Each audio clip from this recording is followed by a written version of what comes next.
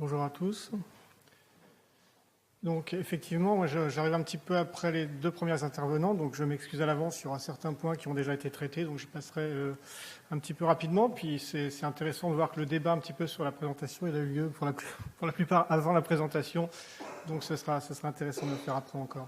Donc moi je vais vous parler un petit peu de l'émergence justement du virus Ebola Zaïre en Afrique de l'Ouest, qui est un événement assez inattendu. Et donc d'essayer de discuter sur le fait que ces nouveaux territoires conquis par le virus présentent de nouveaux risques pour la santé publique et pour les populations. Alors en fait, d'abord un bref rappel un petit peu virologique sur ce qu'est le virus Ebola. Donc ça a déjà été dit, je passe rapidement. C'est un filoviridé, genre filovirus, donc ARN simple brun, polarité négative, virus enveloppé. Donc la morphologie, elle est intéressante puisqu'elle est filamenteuse, comme on le voit ici, et pléiomorphe. On peut voir ici des formes caractéristiques, des virus de plus ou moins grande longueur. Donc filamenteux, et c'est ce qui est à l'origine du terme filovirus. Et puis ici, en fait, on a un schéma d'une particule virale, donc caractéristique, avec une nucléocapside formée de la nucléoprotéine, de différentes protéines impliquées dans le contrôle de la réplication et la transcription, VP30, VP35.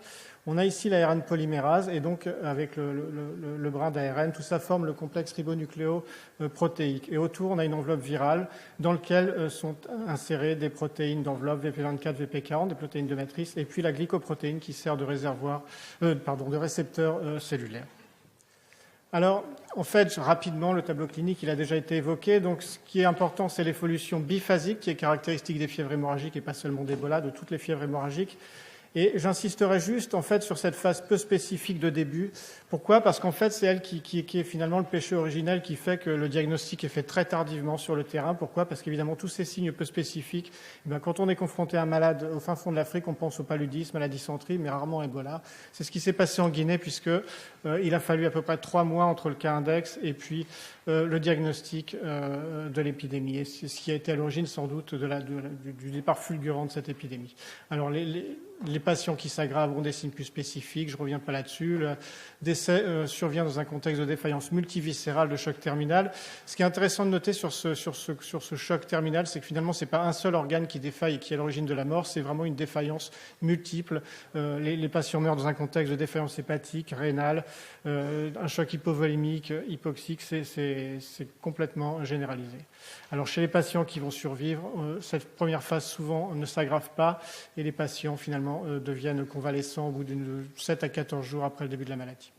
Alors, l'épidémie actuelle, ça a déjà été dit, moins de fréquence de signes hémorragiques par rapport à d'habitude. La mortalité, ça a été souligné tout à l'heure, effectivement, on est plus proche de 70%. Il faut être très très prudent par rapport aux chiffres qui circulent sur cette épidémie. En fait, quand on lit qu'en Sierra Leone, il y a 20 ou 30% de mortalité, alors qu'en Guinée, il y aurait 70%, je pense que la mortalité est la même. C'est juste les chiffres qui sont vraiment très difficiles à appréhender dans ces régions. Si la mortalité a diminué depuis le début de l'épidémie, c'est sans doute pas à cause d'une modification du virus, mais peut-être parce qu'il y a une meilleure prise en charge des malades et qu'au fur et à mesure des mois qui se sont écoulés, on va dire l'apport thérapeutique a été un petit peu optimisé dans les centres de traitement. On parlait de réhydratation, effectivement, au centre de traitement de Macenta. Les médecins maintenant essayent de faire un petit peu ce qu'on fait en France, évidemment, avec beaucoup moins de moyens, c'est-à-dire de réhydrater massivement les patients, de leur mettre 4 ou 5 litres de soluté par jour. Et ça, c'est vraiment un petit peu, pas miraculeux, mais en tout cas, on permet de sauver 10 à 20% de patients qui sont un petit peu à la marge entre la vie et la mort. Alors, on revient un petit peu au début de l'épidémie. Donc, cette figure, on l'a déjà vue. Donc, c'est dans cette zone-là que tout a commencé, où, en fait, l'OMS est informé en mars 2014 qu'il y a une épidémie de fièvre hémorragique qui est en cours dans cette région. Le cas, finalement, index, ce petit bébé de 2 ans, finalement, remonte à décembre. Donc, vous voyez que mars, ça fait déjà 3 mois. Alors, qu'est-ce qui a alerté un petit peu l'OMS et MSF ? C'est qu'en fait, c'était une maladie transmissible. On avait déjà de la transmission au personnel de santé, et ça, c'est vraiment, en général, très typique des fièvres hémorragiques type Ebola. On avait de la fièvre, une diarrhée sévère, des vomissements, et puis surtout une mortalité très élevée. Alors, la mortalité, les chiffres de mortalité qu'on a vus au début de la maladie, qui était de l'ordre de 80%, moi, je suis un petit peu plus réservé sur ces chiffres, puisqu'évidemment, quand on s'intéresse rétrospectivement à une épidémie, on voit facilement les morts. Par contre, les gens qui ont eu une infection un peu moins symptomatique, qui ont survécu, souvent, ils passent dans l'oubli, et donc je pense qu'il y a un gros biais par rapport à ces chiffres. Alors, une équipe a été envoyée sur place à Guékédou, de MSF et du ministère de la Santé guinéen, pour investiguer un petit peu ce foyer épidémique. Et puis, le 21 mars, en fait, on a été sollicité par MSF pour réaliser un diagnostic sur les prélèvements qui avaient été réalisés dans cette région. Et le jour même, en fait, on a mis en évidence finalement qu'il y avait un filovirus qui était impliqué dans cette épidémie, donc filovirus Marburg ou Ebola. Ce jour-là, on n'avait pas encore le détail. En fait, ici, on avait reçu 7 prélèvements de gens, non même 7 en fait, je ne sais pas pourquoi là il y en a 8, il y en avait 7. 7 prélèvements de patients contacts, donc qui n'étaient pas symptomatiques, donc pas de virus chez eux. Et puis les 5 cas cliniques qu'on avait reçus étaient tous positifs, et ce dès la première PCR pour certains d'entre eux. Donc on a déclaré cette épidémie de filovirus ce jour même, ce qui était déjà un petit peu inédit dans cette région. Et puis le lendemain, on a investigué un petit peu plus ce virus, et on a mis en évidence que c'était le virus Ebola en amplifiant différents gènes, la nucléoprotéine, la glycoprotéine, et ici c'est la nucléoprotéine par une PCR temps réel. Alors, quelques jours après, on a pu faire du séquençage en collaboration avec l'Institut Pasteur de Paris, la plateforme de génotypage des pathogènes, et on a mis en évidence que c'était le virus Ebola Zaïre, et finalement qui était à l'origine de cette épidémie. Alors là, ça a été un petit peu la surprise, puisqu'on s'attendait plutôt au sous-type, à l'espèce qui avait déjà sévi en Côte d'Ivoire, l'espèce Thai Forest. D'ailleurs, ça a été à l'origine d'une grande incrédulité de nos amis américains qui ont vraiment douté très longuement du fait que c'était bien Ebola Zaïre. Il a fallu que ce soit confirmé par d'autres instituts pour que finalement on nous croie. Donc l'épidémie causée par le virus Ebola Zaïre, donc on verra tout à l'heure sur les arbres phylogénétiques, mais en gros la souche était quand même très proche d'une souche qui avait circulé en Afrique centrale en 2007. Ici, donc avec nos partenaires du Bernard-Notte Institut à Hambourg, de la microscopie électronique, donc qui met en évidence dans le sang d'un patient une particule donc caractéristique d'un filovirus. Et puis nous à Lyon, on a également isolé le virus, l'amplifié. Enfin voilà, on a vraiment fait le diagnostic définitif de cette infection. Alors on va revenir maintenant un petit peu sur l'histoire naturelle des filovirus, parce que c'est un petit peu intéressant finalement. Ces virus sont des virus d'émergence récente dans la population humaine, puisque le premier cas détecté d'infection par un filovirus remonte à 1967, donc c'est très récent finalement dans l'histoire de l'humanité. Marbourg, pourquoi Marbourg? Ce n'est pas une ville d'Ouganda, Marbourg c'est bien en Allemagne, mais pourquoi? Parce qu'en fait, la première épidémie de filovirus a émergé en Allemagne quand des singes importés dans un laboratoire à Marbourg ont été importés avec le virus Marbourg et ont contaminé une trentaine de personnels de ce laboratoire, et donc le virus a été isolé, et c'est la première description de Marbourg d'un filovirus. Ensuite, il ne se passe plus rien pendant presque 10 ans, et puis en 1976, brutale émergence en 2 endroits très proches finalement, le Nord Zaïre et le Sud Soudan, 2 virus Ebola, l'un qui a été nommé Soudan puisque c'était l'espèce qui a émergé là-bas, et puis l'autre Zaïre. Donc des virus d'espèces différentes qui ont été l'origine d'épidémies d'environ 200-300 cas. Et puis après, il ne se passe plus rien pendant 18 ans, vous voyez, plus d'émergence. Donc là, au niveau de l'écosystème, c'est intéressant. Et puis brutalement, 1994, vous voyez déjà un petit signe avant-coureur, c'est qu'on a le virus Ebola Côte d'Ivoire qui émerge en Côte d'Ivoire, justement. Donc en fait, ce n'était pas une épidémie, c'était une épizootie chez les chimpanzés de la forêt de taille. Et donc Pierre Formanti, qui est maintenant le grand spécialiste à l'OMS des fièvres hémorragiques virales, eh bien en fait, était à l'époque exerçait son métier de vétérinaire, a observé une mortalité un petit peu atypique chez les chimpanzés. Il a investigué ça, il a mis en évidence un filovirus nouveau qui n'était pas connu, donc l'espèce Côte d'Ivoire qui a été rebaptisée depuis Thai Forest. Et alors à partir de 1994, là c'est brutal, c'est-à-dire qu'on a sans arrêt des émergences tous les ans. D'abord au Gabon en 1994, avec 2 autres épidémies suivantes en 96, début et fin 96, et puis l'épidémie qui est très connue de Kikwit en 95, où là on a eu encore à peu près 300 cas. Et voilà, ça n'arrête pas.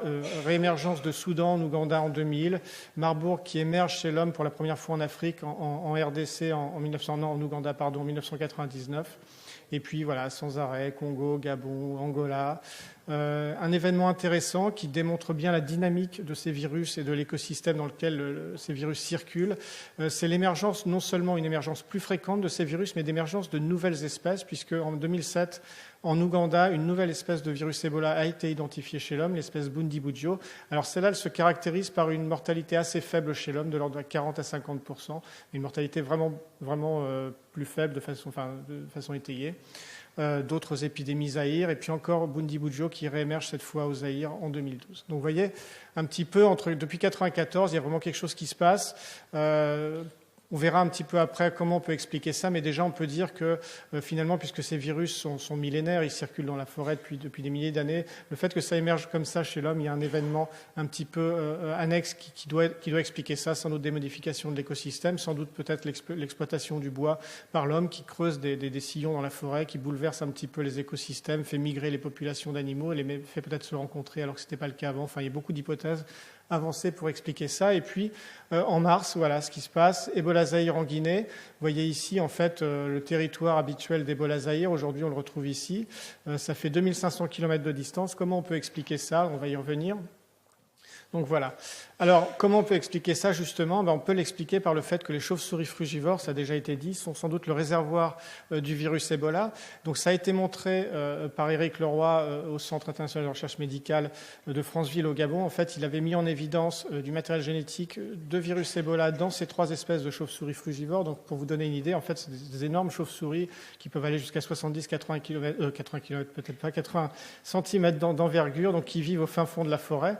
Donc un contact quand même difficile avec l'homme, puisque c'est vraiment très profondément installé au fond de la forêt équatoriale. Donc ces chauves-souris servent sans doute de réservoir pour le virus Ebola. Pour Marburg, ce sont les roussettes, mais c'est plutôt des chauves-souris cavernicoles pour Marburg. Et celles-ci, ce sont des chauves-souris donc frugivores qui vivent dans les arbres. Donc elles hébergent le virus de manière permanente, elles ne sont pas malades, elles se portent très bien avec le virus. Il y a une phase d'excrétion du virus qui passe par les urines, les selles, une transmission verticale, horizontale. Donc ça, c'est un petit peu investigué en ce moment au CDC. Ils ont mis en place un élevage de chauves-souris P4 et donc ils investiguent un petit peu tout ça. Donc les résultats ne sont pas encore publiés, mais ça ne devrait pas tarder. Donc en fait, cette circulation d'Ebola chez la chauve-souris, donc elle permet au virus de se maintenir dans la nature finalement depuis des milliers d'années. Donc on voit que c'est une émergence récente chez l'homme, mais que dans la nature, finalement, le virus Ebola, il poursuit son petit bonhomme de chemin depuis plusieurs milliers d'années. Et d'ailleurs, chez les chauves-souris, finalement, il évolue très peu puisqu'il n'y a pas de pression de sélection, il n'y a pas de pression immunologique. Donc le virus, finalement, il est stable, il ne bouge pas beaucoup, on y reviendra. Alors la contamination de l'homme, elle est possible par contact avec le réservoir direct, la chauve-souris.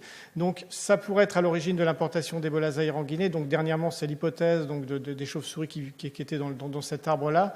Mais il ne faut pas oublier qu'en Guinée, les gens sont très très consommateurs de chauves-souris. C'est une viande qui est très très consommée, notamment en Guinée forestière. Et effectivement, ça pourrait être à l'origine de l'émergence également.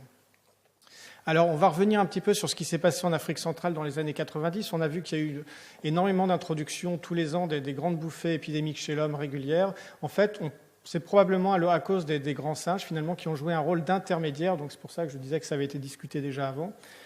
Ces grands singes jouent un rôle d'intermédiaire dans le cas d'Ebola Zaïre, puisqu'en fait, ils sont des hôtes sensibles au virus, même plus sensibles que l'homme, puisque même Reston, qui est une espèce a priori pas pathogène pour l'homme, arrive à tuer le singe. Donc ces singes sont beaucoup plus sensibles que l'homme. Ils meurent quasiment tous quand ils sont infectés par Ebola Zaïre. Donc ce qui s'est passé dans les années 90, c'est qu'on a eu vraiment une épidémie aussi massive dans la forêt d'Afrique centrale.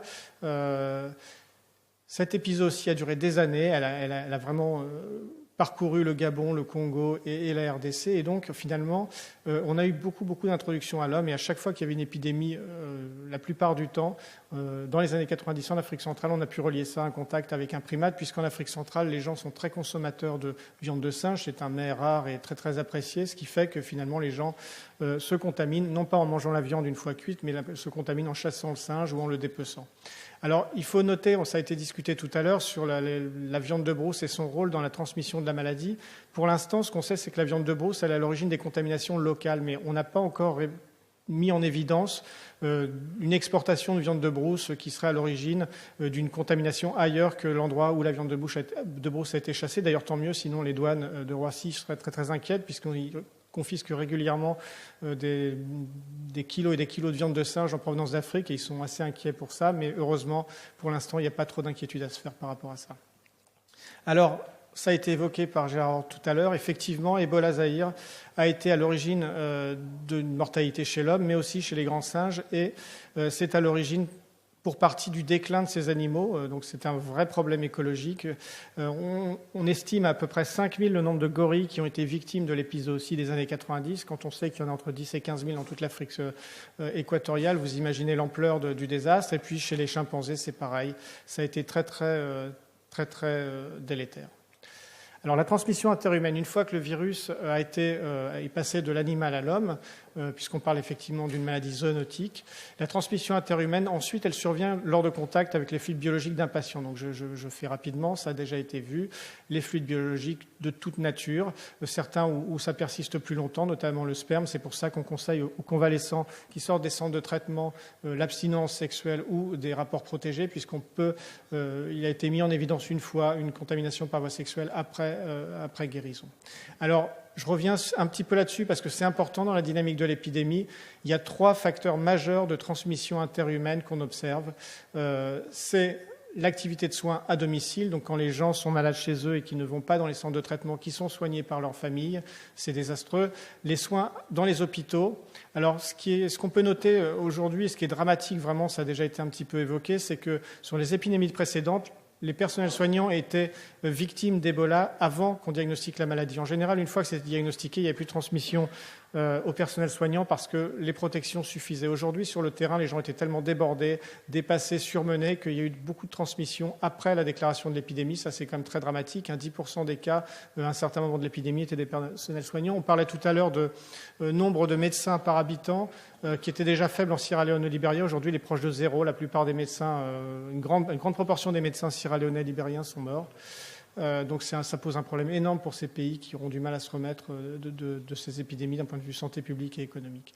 Troisième point très important pour la transmission sont les funérailles, un gros vecteur de transmission. Là, le R explose quand il s'agit d'enterrements non sécurisés.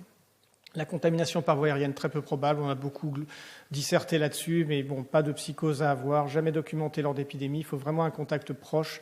Et en plus, chez un patient qui est excrétant, c'est-à-dire que les patients au début de la maladie sont en général très peu contagieux. C'est-à-dire que si vous voyagez en avion à côté d'un passager qui a un petit peu de fièvre, vous avez sans doute aucune chance d'attraper Ebola pendant le vol.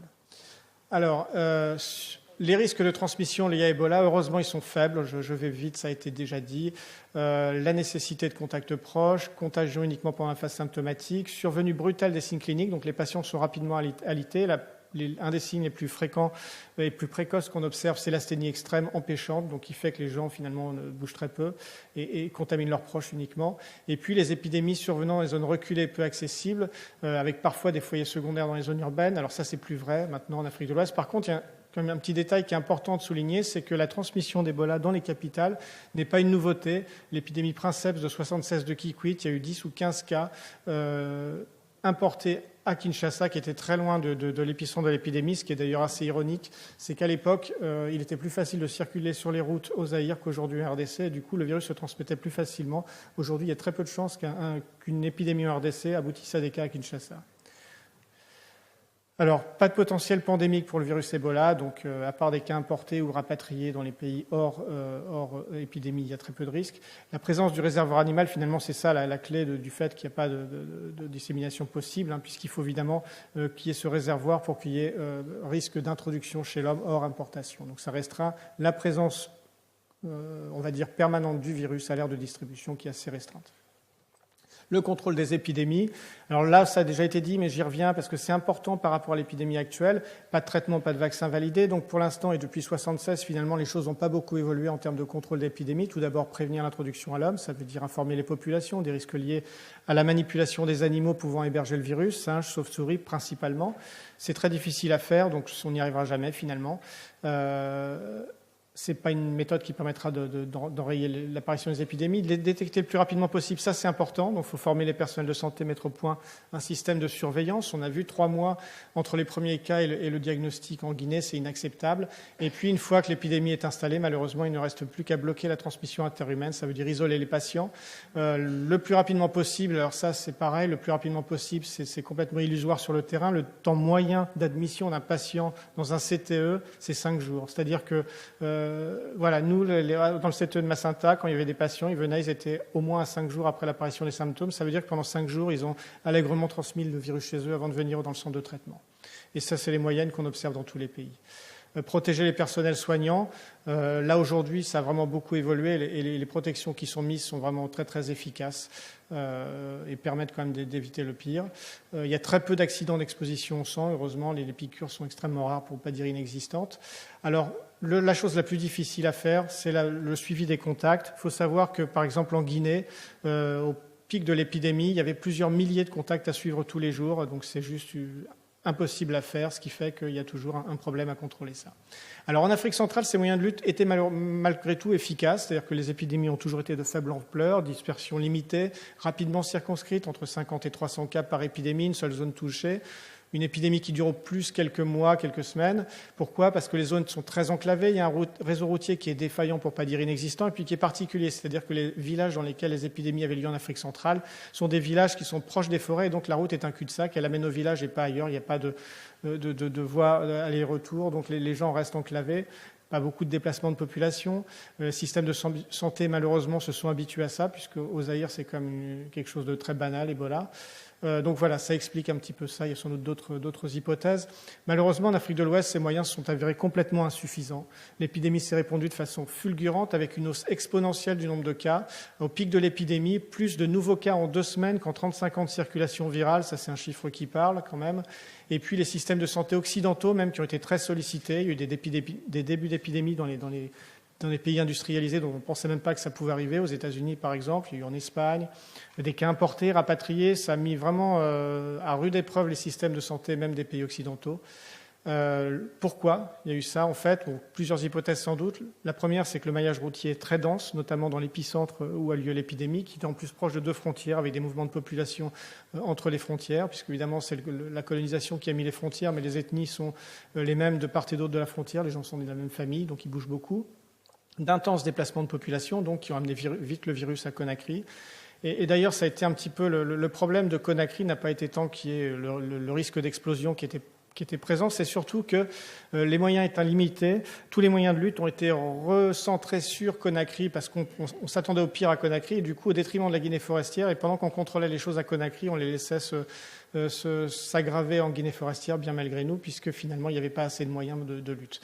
Alors les systèmes de santé défaillants, et ça c'est un euphémisme, la Sierra Leone et le Libéria, des années de guerre civile, plus aucun système de santé, la pauvreté.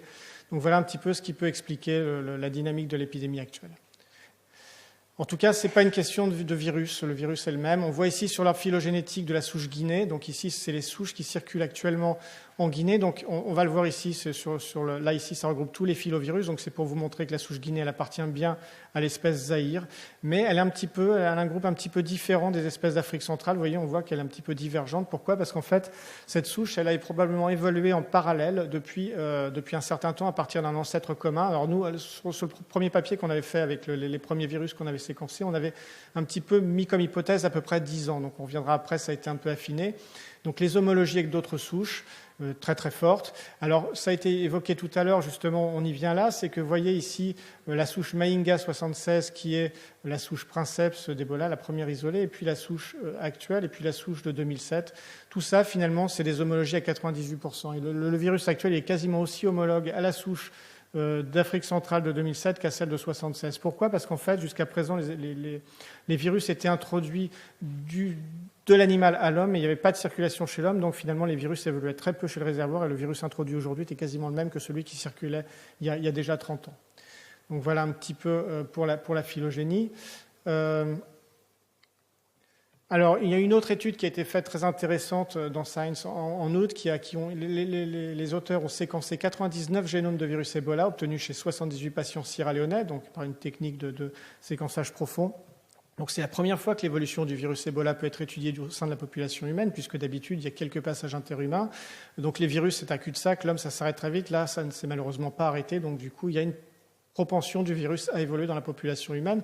Donc ce qu'ils se sont aperçus, c'est qu'il y a une accumulation assez rapide de variations génétiques inter- et intra-hôtes. C'est normal, l'homme est quand même un autre même sensible, mais quand même un petit peu, qui a une petite pression quand même immunologique, donc le virus a tendance à évoluer, c'est pas son hôte naturel. Donc l'épidémie dans son ensemble, là ça a été démontré de façon définitive, elle résulte d'une seule introduction depuis l'animal, et donc probablement depuis ce petit bébé de 2 ans est à l'origine de tout ça.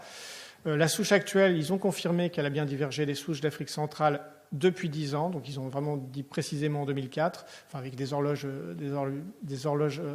biologiques. Et puis l'évolution du génome, évidemment la conclusion de ça, c'est qu'elle doit être suivie au cours de l'épidémie, parce qu'en fait l'évolution du virus, ça peut avoir de grosses conséquences sur le suivi de l'épidémie, puisque ça peut avoir un impact sur le diagnostic. On fait le diagnostic par RT-PCR, donc une mutation mal placée à l'endroit où on amplifie, on peut ne plus voir les patients. Sur les thérapies, le Zimab, c'est des anticorps monoclonaux. Il suffit d'une ou deux mutations sur l'épitope vraiment reconnu par l'anticorps sur la glycoprotéine pour que ça ne fonctionne plus. Sur la vaccination, c'est un peu moins risqué. D'ici à ce qu'un vaccin ne fonctionne plus, il y a quand même un petit peu de marge. Mais enfin, en tout cas, pour le diagnostic et les thérapies, c'est important. Un petit mot bref, puisqu'on a déjà vu toutes ces courbes sur l'évolution et la situation il y a à peu près quelques jours de ça. On voit une petite inflexion de la courbe, effectivement, on dirait qu'on a passé le pic. Est-ce que ça va se maintenir ou pas, ou est-ce qu'il y aura un rebond, on verra. Vous voyez un petit peu l'étendue des dégâts sur ces 3 pays, hein. Vraiment tous les districts, toutes les régions de ces pays sont touchés, sans exception. Un miracle, c'est la Côte d'Ivoire, vous voyez, qui est bordée, qui est cernée de... Enfin, en tout cas sur toute sa frontière ouest, et qui miraculeusement ne recense aucun cas. Alors comment on peut expliquer ça? Peut-être des histoires ethniques, peut-être que finalement les gens ne bougent pas beaucoup, peut-être qu'il y a des cas qui ne sont pas décrits, qui ne sont pas connus, on ne sait pas, mais en tout cas moi ça m'interpelle beaucoup et je suis un petit peu étonné de cette situation. Voilà, donc le nombre de cas dépasse déjà 10 fois le nombre total de cas accumulés depuis 1976. On est à 20 000, il y avait 2 000 cas jusqu'à présent. Le contrôle de l'épidémie sera particulièrement difficile, demandera de nombreux mois, de nombreuses années. Donc heureusement, on a l'impression que on peut être un petit peu plus optimiste aujourd'hui. Néanmoins, on va mettre vraiment très longtemps à contrôler tous les foyers sporadiques, puisqu'il suffit d'un petit foyer qui reste pour relancer toute une épidémie. Hein. Au moment où l'épidémie est lancée, est parti, moi quand je suis allé en Guinée en avril, on est parti avec des messages très rassurants de dire que l'épidémie était quasiment éteinte. Il n'y a plus de cas à Conakry depuis plusieurs semaines. Il restait quelques foyers en Guinée forestière, et puis on était tous très satisfaits, très rassurés, et puis brutalement c'est reparti, ça a passé les frontières. Donc vous voyez, il suffit de pas grand-chose pour que ça reparte. Les pays limitrophes notamment sont à haut risque pour l'importation. Je vous parlais de la Côte d'Ivoire, mais le Sénégal a eu un cas apporté. Le Sénégal a eu beaucoup de chance. Ils ont eu un cas apporté de quelqu'un qui était un symptôme léger, donc très peu contagieux, et qui a contrôlé rapidement. Donc il a eu 60 contacts, aucun d'entre eux n'ont déclaré la maladie. C'est une chance énorme, mais ils ont aussi été très efficaces dans leurs mesures. Et puis le Mali, il y a eu un début d'épidémie, heureusement, qui a l'air d'être sans suite. Donc d'autres graves, vous voyez, d'autres représentations, nombre de cas cumulés en fonction des pays. Cette évolution triphasique en Guinée, avec une épidémie un petit peu contenue en Guinée, mais pas contrôlée. On a l'impression qu'il y a une petite baisse, notamment en ce moment en Guinée forestière. Tous les CTE, ça a été dit, sont vides, mais bon, j'ose pas trop être trop rassuré tout de suite. Le Libéria, il y a une franche diminution, et puis la Sierra Leone, c'est toujours le pays problématique. Voilà. La diminution globale de la progression de l'épidémie, donc, elle est notée, elle a l'air un petit peu significative. Par contre, il faut redoubler d'efforts pour éviter un rebond, éviter que ça reparte de plus belle. Alors, je vais finir un petit peu sur cette diapositive, en fait, qui a été tirée de la même étude qui a été montrée précédemment, donc justement sur la modélisation des pays à risque. Donc, le nombre de pays à risque a considérablement augmenté, en fait, depuis cette épidémie. Alors, c'est-à-dire qu'avant, le virus Ebola circulait que dans ces pays. Donc, on avait un certain nombre de quelques millions de personnes qui vivaient dans des zones à risque. Et aujourd'hui, il y a 22 millions de personnes qui sont à risque pour cette épidémie. Donc, vous voyez, toute l'Afrique, finalement, tropicale. Et donc, tous ces pays également sont à risque. Et ça veut dire qu'à l'avenir, on a vraiment quelque chose vraiment un problème sérieux auquel il faut faire face. Alors, la surveillance épidémiologique doit être renforcée dans ces pays pour permettre une détection précoce des épidémies. Et puis, le virus Ebola doit être maintenant considéré comme une urgence, comme une menace majeure de santé publique. On a vu que ce n'était pas juste une petite menace exotique et lointaine, mais que ça pouvait perturber plusieurs pays, déstabiliser même des systèmes de santé de pays industrialisés. C'était vraiment une menace majeure, et une réponse prophylactique, à mon avis, est nécessaire. Et le seul moyen, finalement, d'empêcher, d'éradiquer complètement l'introduction du virus chez l'homme, ce serait finalement un vaccin. Alors le vaccin, heureusement, techniquement, il n'est pas très difficile à faire. Sur des virus aigus comme Ebola, on sait vacciner maintenant. Donc il reste juste à valider ces vaccins d'une façon sérieuse et à trouver les industriels. Mais bon, je pense que c'est vraiment la solution qu'il faut prôner maintenant. Donc le risque, je reprends cette phrase qui était dans cette publication, justement cette publication qui a été très citée de septembre 2004 de cette équipe de l'OMS, et qui finit l'article en parlant de risque d'endémicité du virus Ebola en Afrique de l'Ouest. C'est quand même un terme qui était fort pour un virus comme Ebola. Et effectivement, au vu de l'avancée de l'épidémie à cette époque-là, on pouvait craindre qu'il y ait finalement une endémicité, mais bon, soit peut-être pas définitive, mais qui dure des années. Transmission interhumaine qu'on n'arrive pas à contrôler pendant des années. Voilà, je vous remercie de votre attention.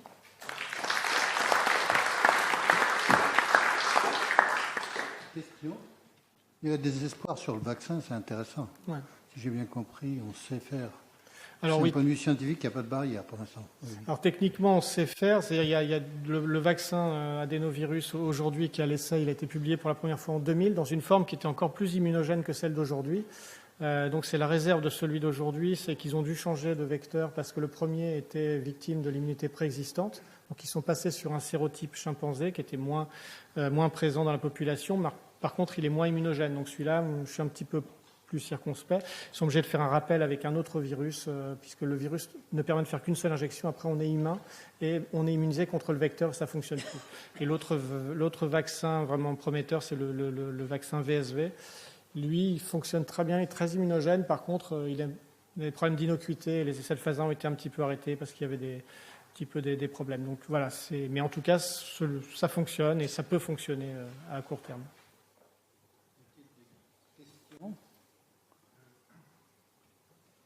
Gérard, ok. Simplement un commentaire de vaccin, on pourrait l'avoir depuis quelques années. Il faut bien dire aussi que la raison pour laquelle le vaccin n'est pas disponible, c'est que le financement par les organismes publics n'a pas été le présent et que finalement, si on a continué à travailler sur Ebola, c'est parce que c'était un virus classé comme un virus à risque pour la guerre biologique. Ça a été la raison qui a poussé les gouvernements américains de financer des recherches qui ont abouti au concept du vaccin VSV ou du vaccin adénovirus. Donc ça, c'est une leçon à retenir aussi. Tout à fait. La deuxième question, en fait, c'est une question que j'aurais pu poser avant. Est-ce que, et ça a un rapport avec la thérapie avec le sérum de convalescent, qui a priori est logique, si ce n'est qu'en Afrique, il y a beaucoup d'autres maladies transmises par le sang qui pourraient être transmises par le sérum de convalescent. Est-ce qu'un malade guéri peut récidiver? Je pose la question parce que la littérature a fait écho d'un cas de récidive et que ceci a mis en péril l'utilisation du sérum de convalescent pour traiter la maladie. Est-ce que c'est fréquent, c'est rare, est-ce que ça existe? Alors, à mon avis, quand on a eu Ebola et qu'on a survécu de surcroît, si on a survécu naturellement sans traitement expérimental, on est immunisé contre la même espèce. J'en suis convaincu. Il y a peut-être certains cas on pourrait tirer des hypothèses sur des récidives, notamment quand on a une infection bactérienne secondaire qui pourrait aboutir à un sepsis. Il y a plusieurs hypothèses qu'on pourrait envisager. Mais moi, je pense que ce cas de récidive, en fait, c'est malheureusement juste quelqu'un qui a été mal diagnostiqué au départ, qui a été admis dans le CTE, mais qui n'avait pas Ebola, qui a attrapé Ebola dans le CTE, qui est reparti chez elle, qui a développé la maladie après. Je sais parce que ce cas, c'était en Guinée. Il a été investigué et je pense que c'est une erreur de diagnostic. Le problème majeur, finalement, aussi, qu'on voit dans le fait qu'on a dû installer des labos un petit peu en urgence un peu partout, c'est qu'on n'est pas dans des critères de qualité de labos d'analyse. Et je pense qu'il y a certains endroits où le diagnostic n'est pas complètement fiable. C'est dramatique puisque un faux négatif renvoyé chez lui, c'est peut-être quelques patients en plus et un nouveau foyer. Un faux négatif qui est admis au CTE, c'est quasiment une condamnation de mort dans 2/3 des cas. Et c'est pour ça aussi qu'il faut être très prudent par rapport au diagnostic rapide, parce qu'en fait, on n'est pas du tout dans un contexte de palu ou de ces infections qu'on peut facilement diagnostiquer avec un test rapide, quitte à avoir quelques erreurs, puisque évidemment ces tests ne sont pas aussi performants que des RT-PCR très, très évolués. Mais avec Ebola, on n'a pas le droit de se tromper. C'est pour ça que pour moi, les tests rapides, pour l'instant, ils doivent être cantonnés dans les zones, dans les centres de transit pour un petit peu écrémer, entre guillemets, les patients les plus contagieux, les faire aller dans les CTE très rapidement pour éviter de contaminer ceux qui ne sont pas positifs et qui sont obligés d'attendre en contact de ces patients, mais en aucun cas ne peuvent servir, en tout cas dans le cadre de cette épidémie actuelle, de test d'exclusion. Le labo avec un test de PCR est toujours indispensable. Aujourd'hui. À l'avenir, j'espère que non, mais pour l'instant, c'est encore le cas.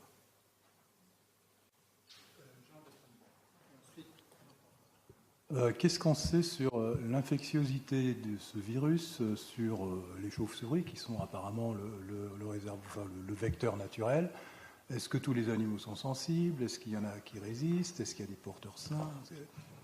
Alors, sur les chauves-souris, on sait que la chauve-souris est vraiment un porteur sain, puisqu'elle a une infection chronique.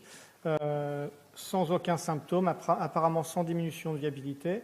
Donc ça, c'est des données confidentielles du CDC qui ne présentent même pas en congrès, donc on n'a pas vraiment les données pour l'instant. Par contre, ce qu'on sait, c'est qu'il y a probablement une phase d'excrétion de quelques semaines et ensuite un portage chronique du virus par les chauves-souris.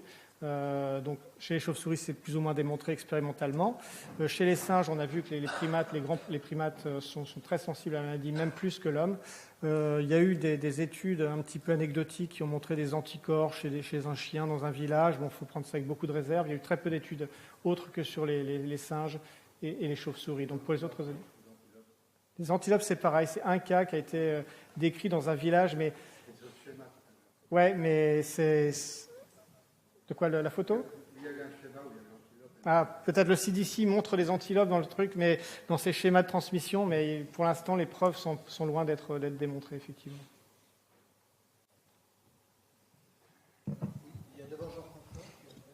Oui, est-ce qu'il y a des arguments qui laissent penser qu'indépendamment des modalités de contamination, qu'il puisse y avoir une prédisposition particulière de certains sujets à développer la maladie, soit parce qu'ils auront des maladies associées ou un terrain particulier?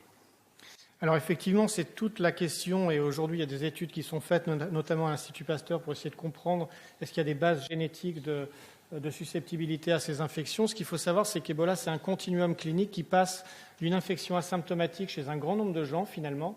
C'est pas du tout étudié, mais à l'époque, au Gabon, on avait montré que certaines personnes étaient infectées de façon asymptomatique. On avait trouvé du virus dans leur globule blanc, une séroconversion, une réponse immunitaire associée. Donc ça existe, l'infection asymptomatique. Il faut savoir que les contacts avérés d'un malade, il n'y en a que 15 à 20%, entre 10 et 20% qui tombent malades. Donc ça veut dire qu'il y en a combien de contacts pas infectieux, mais ça veut dire qu'il y en a un grand nombre aussi qui sont asymptomatiques. Donc on passe de ce type d'infection à une fièvre hémorragique mortelle et fulgurante. Donc il y a vraiment un continuum de clinique avec des virus qui sont très identiques. Les virus sont les mêmes chez tous les patients. L'évolution est quand même pas suffisamment rapide. Donc ce n'est pas un problème de virus. Est-ce que c'est un problème d'inoculation, un fond génétique différent, une prédisposition immunologique? On ne sait pas. En tout cas, ce qu'on sait, c'est qu'il y a beaucoup de co-infections, palu notamment, mais ça, c'est pas causal. Hein, c'est juste la résultante du contexte épidémiologique du terrain. Mais effectivement, le diagnostic différentiel palu est très important, puisqu'on a un grand nombre de patients Ebola admis dans le CTE qui sont aussi palu positifs. Mais les causes, pour l'instant, de cette différences ne sont pas connues. Nous, ce qu'on avait vu, c'est qu'effectivement, les gens qui survivent ont une réponse immune très très bien ordonnée, équilibrée, à médiation cellulaire, humorale, inflammatoire, et bien régulée. Et les gens qui décèdent ont au contraire une réponse complètement dérégulée, avec en plus une destruction complète des lymphocytes, du compartiment lymphocytaire T, une apoptose massive, une réponse inflammatoire. C'est peut-être pas aussi net qu'on pense, la réponse inflammatoire, la tornade cytokinique. Moi, je suis un petit peu plus réservé. Il y a des phénomènes sans doute un peu plus subtils. On n'est pas dans un contexte de choc septique. Donc voilà, il y a vraiment en termes de réponse immune, on est dans deux choses complètement radicalement différentes, mais ce qui induit ça, pour l'instant, c'est encore inconnu. Okay, oui, merci Sylvain de cet exposé très clair. Non, pour comparaison, se mettre dans le contexte, et par exemple, dans la même région de l'Afrique, est-ce que tu sais combien de décès il y a par an par le virus de Lassa, par exemple, un autre virus de fièvre hémorragique? Alors c'est une question intéressante, Félix, parce qu'effectivement, les trois pays, et là encore c'est assez ironique, les trois pays qui sont actuellement touchés par le virus Ebola sont par ailleurs les virus qui sont endémiques pour le virus Lassa. Donc le virus Lassa, c'est un arénavirus qui induit une fièvre hémorragique un petit peu similaire à Ebola, si ce n'est qu'on a une transmission humaine qui est beaucoup moins forte, une mortalité plus faible aussi, on a à peu près 10% de mortalité. Par contre, c'est endémique, puisqu'en fait, au lieu de vivre chez la chauve-souris, le virus est hébergé par un rongeur péridomestique, donc le contact entre le rongeur et l'homme est très fréquent, et donc, comme il y a énormément de rongeurs infectés dans ces pays, c'est endémique, il y a 100 à 300 000 cas par an, et on recense le nombre de morts à peu près 5 à 6 000 par an dans ces pays, et en plus le Nigeria qui est touché par Lassa. Donc c'est un gros problème aussi qui est aussi à prendre en compte. Et pour le contexte de palu, par exemple, combien de morts il y a par an dans ces régions? Ça, c'est des centaines de milliers. Enfin, en tout cas, je n'ai pas le chiffre exactement, mais on est... voilà. Après, ce qui est clair, c'est que Ebola, c'est peut-être moins de mortalité que les grandes endémies. Par contre, en termes de retombées économiques, de coûts, de prise en charge et de moyens humains à mettre en œuvre, c'est bien pire. On le voit aujourd'hui. Ces pays vont mettre des années à se remettre, si ce n'est des décennies à se remettre économiquement du désastre qui les a touchés aujourd'hui.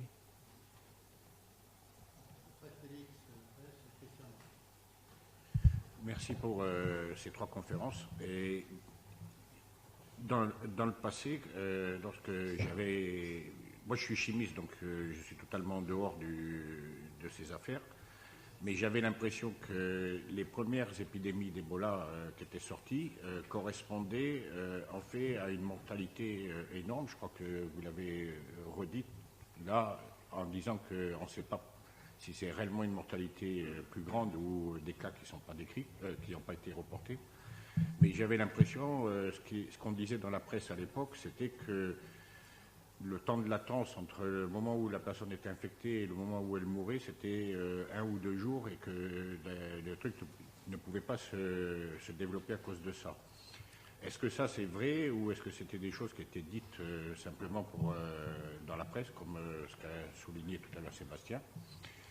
Et si au cas où il y aurait un fondement là-dessus, est-ce que le fait que dans les grandes villes, là, ce qui a été surtout là sur quoi on a surtout insisté, c'est la proximité, donc la possibilité de contaminer d'autres personnes beaucoup plus grandes à cause des circulations.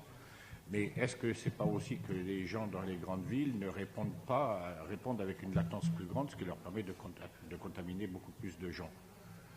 Alors en fait, pour ce qui est des périodes d'incubation, elles sont équivalentes. Au Gabon, dans les années 90, on avait des périodes d'incubation de 7 à 8 jours. Là, c'est 9 jours. C'est équivalent. Ce qui peut peut-être faire la différence, c'est que le virus actuel de Guinée, il a l'air un petit peu moins pathogène. Ça, c'est vrai que celui actuellement qui circule habituellement en Afrique centrale.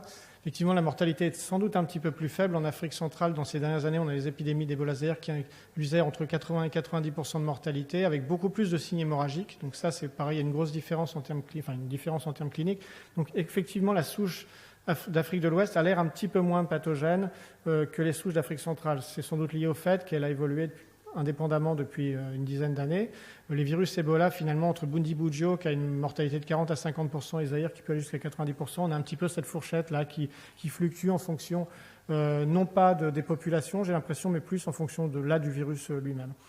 Pour ce qui est ensuite des grandes villes, en fait, moi, j'ai plutôt tendance à dire que les gens dans les capitales étaient plus répondeurs, si c'était ça par rapport aux mesures de contrôle, si j'ai bien compris la question, parce qu'en fait, ils sont un petit peu plus, on va dire un petit peu plus éduqués, je ne sais pas si c'est le mot qui convient, mais enfin, ils acceptent un petit peu mieux le fait que c'est une maladie virale et pas une sorte de la sorcellerie ou autre. Et c'est vrai qu'en Guinée forestière, il y avait une grosse réticence et les gens cachaient les malades et les amenaient pas au CTE. Donc, dans les capitales, c'est un petit peu plus facile à gérer. Par contre, c'est la promiscuité. Conakry, c'est une ville où il y a une promiscuité énorme, c'est des conditions d'insalubrité assez fortes. Et du coup, c'est un terreau énorme pour le virus Ebola. D'ailleurs, la Guinée est régulièrement, tous les ans, victime d'épidémies de choléra. Et cette année, un petit peu, c'est l'effet collatéral de l'épidémie d'Ebola. C'est la première fois depuis très longtemps qu'il n'y a pas eu d'épidémie de choléra. C'est sans doute lié au fait que les gens maintenant ont compris que c'était important de se laver les mains. Pascal Cossard. Juste la dernière question, peut-être, c'est au point de vue Marbourg, on en est à quoi? Alors, Marbourg, il y a eu un petit cas sporadique ces derniers mois qui a été diagnostiqué, il est passé complètement inaperçu. Et Marbourg, c'est pareil, ça circule dans la forêt, ça peut émerger n'importe quand. Alors Marbourg, c'est un petit peu différent d'Ebola en termes de transmission à l'homme, puisque le réservoir sont des chauves-souris cavernicoles. Et donc les transmissions, en fait, quand on regarde la zone de répartition, Ebola, c'est vraiment la zone de forêt tropicale, humide. Marbourg, c'est plutôt la zone mosaïque forêt, c'est lié à la répartition géographique du réservoir. Et donc les gens qui attrapent Marbourg, souvent le font parce qu'ils ont des activités minières, ou des activités de ce type, où ils sont en contact avec des chauves-souris ou leurs excréments. Mais il y a déjà eu des petites bouffées épidémiques comme il y a eu pour Ebola. Ah oui, Marbourg, il y a eu 2 épidémies majeures en Afrique centrale dans les années 90, et là, il y a 1 mois ou 2, il y a eu un cas sporadique diagnostiqué. Une dernière question sur la question de Pascal, parce que c'est Marbourg, je voulais la poser, mais je vais la poser différemment. Les grands singes sont sensibles à Marbourg de la même façon? Tout à fait, oui.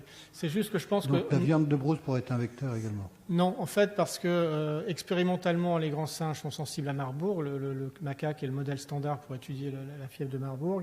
Par contre, dans l'écosystème, les grands singes ne rentrent pas en contact avec le réservoir, et donc on n'observe pas d'épizootie liée à Marbourg. Vraiment, la transmission Marbourg de l'animal à l'homme, ça a toujours été documenté comme une transmission de la chauve-souris directe à l'homme à chaque fois. D'ailleurs, Marbourg, On a réussi à l'isoler d'une chauve-souris parce qu'en fait, c'est facile de travailler sur le réservoir de Marburg puisque les chauves-souris sont concentrées dans des grottes, ce qui n'est pas le cas pour Ebola. Donc, Ebola, en fait, comment on explique justement la transmission au grand singe? Une des hypothèses, c'est de dire qu'il y a une période de l'année en saison sèche où la nourriture est un petit peu rare et du coup, il y a une convergence des deux populations sur les mêmes fruits et une transmission au grand singe comme ça.